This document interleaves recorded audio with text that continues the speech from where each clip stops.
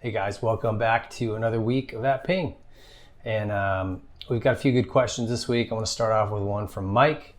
It says, hey Ping, first of all, thank you for your service with the fire department. It must have been crazy the last year and a half or so. Yes, it's been crazy. My question deals with pro practice days. So let's take Fox Raceway on a Tuesday or Glen Helen on a Thursday. For example, there are a bunch of big name pros that show up. Does it turn into a unit measuring contest or do they try and avoid each other? Seems like it would be hard not to see where their speed is as compared to others. I was watching video just this week on Vital at Fox Raceway and you had the whole star team, Barsha, Marvin, etc. Do they go out and battle or what? P.S. Thanks for not giving me your JT Suzuki jersey out at a local Paris race circa 1995, even though you were riding a Cowie that day and battling with Craig Decker. You beat him, by the way. That's pretty good news because he beat my ass a lot. Surely with the new PC ride and gear coming your way, you could throw a bone to a fan for an old Suzuki jersey. No worries, a lot of therapy sessions and I turned out okay. LOL, keep up the good work with the Whiskey Throttle Show as well. Mike. All right, let's start at the beginning here, Mike. Pro practice days. They don't call them the stopwatch nationals for nothing, particularly preseason, but this goes on all year long. These guys are definitely measuring each other out there. A lot of times if they're testing, you'll see them maybe not complete a full lap or they'll slow down, cruise for a section so that if other teams are timing them, they can't get an accurate lap time on them. There's definitely games like that preseason that go on.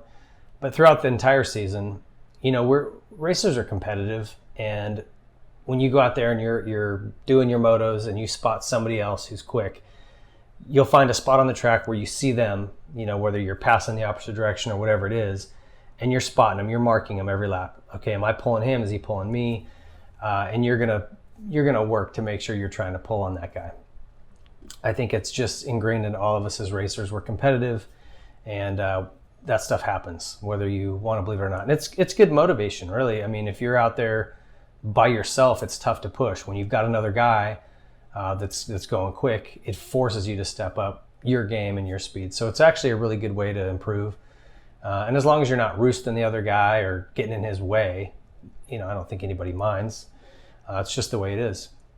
So I wouldn't say that they go out and, like if you go out and jump in behind a guy, unless you have a pre-arranged agreement before, like, hey, let's moto together, it's kind of a dick move. I mean, those guys are out there working. They have their own routine, what they like to do. And if they don't like to ride with other guys, then they don't, So anyway, it's definitely a little bit of a head game between guys, but I think most of the time they're just using it to push and sort of mark their own pace. Like, am I really pushing as hard as I can? Because normally I can beat this guy, or and today I'm faster than him, or whatever. So it's a good way to push yourself, and it happens all the time. The second part, thanks for not giving you my Suzuki jersey. Look, man, that was a long time ago. I'm really sorry. I don't know why I didn't give out the jersey. I had to have had a reason. Some of those JT Suzuki jerseys were kind of rare, and I might have just wanted to hang on to them. I have a vented one that's like, it was a retro jersey back in '94. So it had like Wrangler Supercross. It had like these really cool old logos on it. I don't know if that's the one, but I still have that. I didn't want to get rid of it because it was very custom. Anyway, thanks for the memories there on that old race. I don't remember that particular day, but like I said, Craig Decker beat me pretty regularly. So if I beat him, that was a good day. So thanks for the letter. We've got this one from Scott now. He sent this in, so check it out. Hey, Ping. Long-time fan, long-time listener. Love the Whiskey Throttle Show. I just want to know if you're an engine guy, a squad guy, or a truck guy. No, I'm just playing. What I'd like to know is if you're ever going to bring the Whiskey Throttle Show live to the East Coast. Say Budds Creek. I'd even co-host. I mean, we could do the mustache thing together and whatnot and fight fire and tell stories and whatnot. Thanks for everything you do. All right. Thanks to Scott for sending that in via video. I appreciate it. Not a lot of guys taking us up on that for whatever reason, but I appreciate you doing it. And thanks for your service, brother. Am I an engine, a truck, or a squad guy? Well, the station I'm at right now has a squad and an engine and a hazmat unit. But I am more of an engine guy, I guess, if I had to pick one. I enjoy going interior on structure fires and having the hose and putting the fire out. That's what I find fun. I like we still do extrication on engines in my county. We really do everything. We'll even do vertical ventilation. We do truck work in certain situations because we're a very big county, and so we have everything we need on an engine to do any job. So whether that's cut a hole in a roof, we've got a full complement of extrication tools. We can do wildland fire, structure fire, you name it. We've got everything we need to handle it. So for me, the engine out here at my department is the way to go. Trucks don't run a lot of calls. We don't have a ton of high rise out here. So those guys basically cook dinners, grow mustaches, and drag their knuckles on the ground. I'm kidding. I love my truckie brothers, but I'm an engine guy. So that's that. As far as bringing the Whiskey Throttle Show to the East Coast, we did it once. We came to Redbud and interviewed Mike LaRocco, and it was great, but it was way too hot.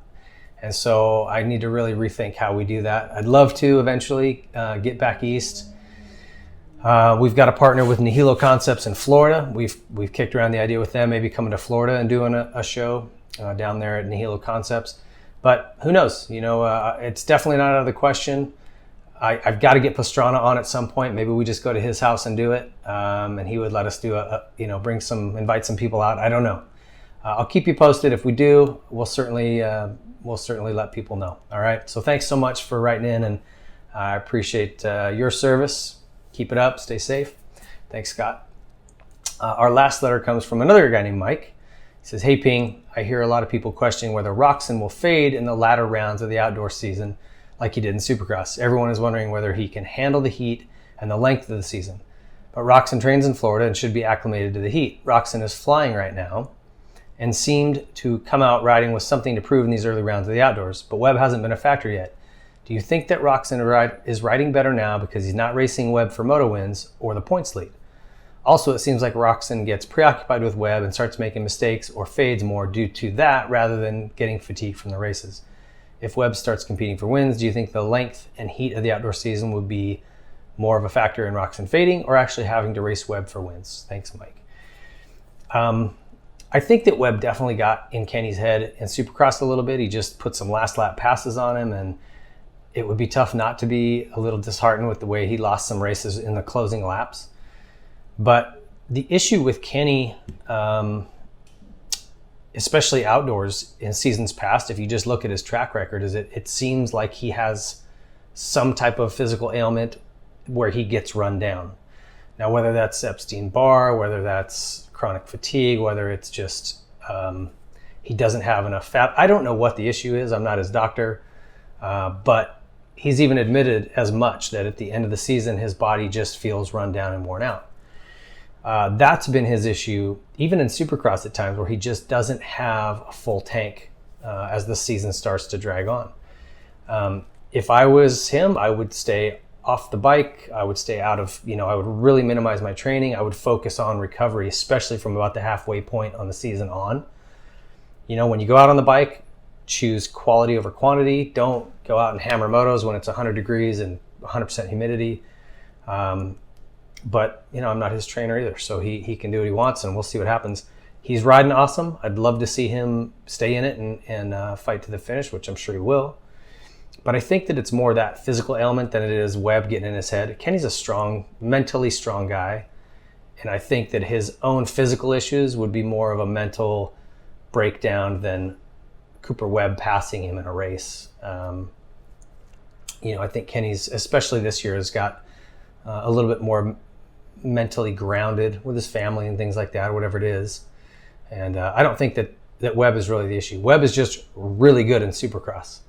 I think that maybe that's frustrating for Ken at times, but there's just no getting around it. And I think Kenny is every bit as good, if not better, outdoors. So I don't think it's going to be the same deal. But you've got Ferrandis going fast, you got Cianciarulo going fast. So there's other guys he needs to compete with. It's not just Webb, regardless of what Webb ends up doing later on in the season. So stay tuned. Who knows? Like I said, this is the great thing about racing is we don't know. The races, time will tell.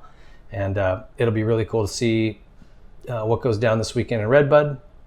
Always a great track and hopefully good weather. So anyway, just looking for some great racing. And I think that Kenny will be in it to the end. It'll just be interesting to see if he can hold it together physically. So we'll see what happens. Thank you guys for the letters and for sending in the video. Appreciate that, Scott. And we'll see you guys next week.